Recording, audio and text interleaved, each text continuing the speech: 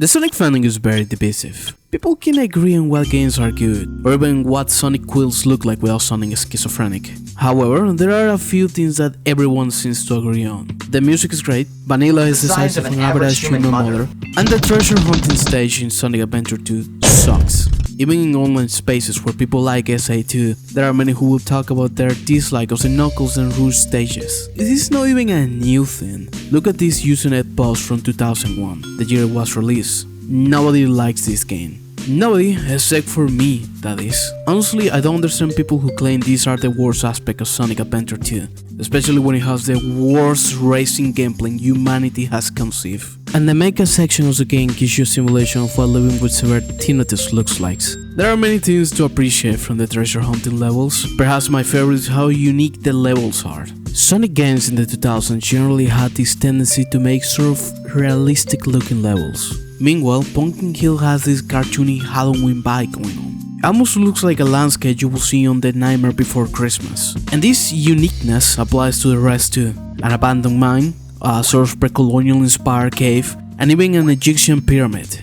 There is a lot of uniqueness here.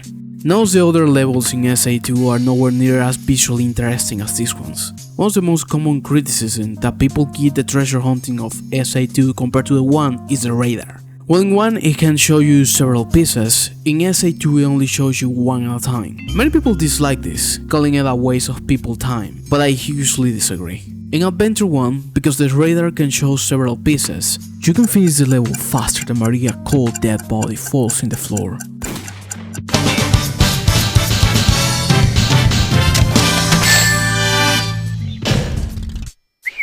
That was cool! Limiting the radar to only showing one piece makes you explore the level more deeply, fully appreciating the details. Honestly, I have a hard time not seeing this criticism as coming from people who just don't like the treasure hunting levels, no matter what, and would prefer if they didn't exist at all. These levels are not just the same gameplay either.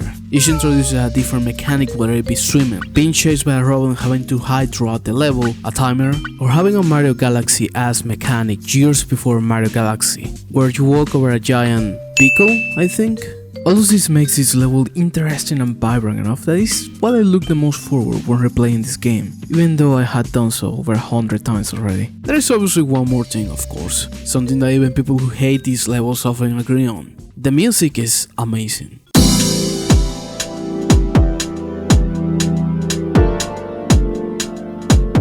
Before you ask, yes, I do listen to real music, but that doesn't change the fact that there are great tracks. Now, I will fully admit that this mostly tends to Tomoya Otami's incredible work in the instrumentals. After all, it's not like the lyrics of the rap are great. I mean, a lot of trick stuff that makes you fall into a trap.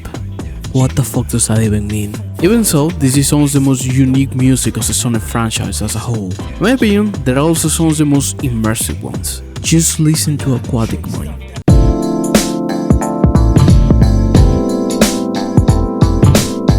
These songs go incredibly well with the theming and visual aspect of these levels.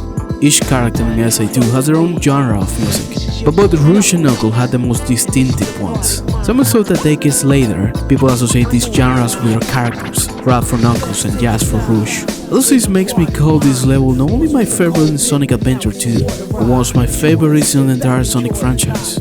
I made this video because you almost never see people defending the treasure hunting aspect of this game. Even people who love SA2 will often consider the worst aspect of the game, which again I find crazy since the mecha section of the game makes any birds close by go into a killing frenzy.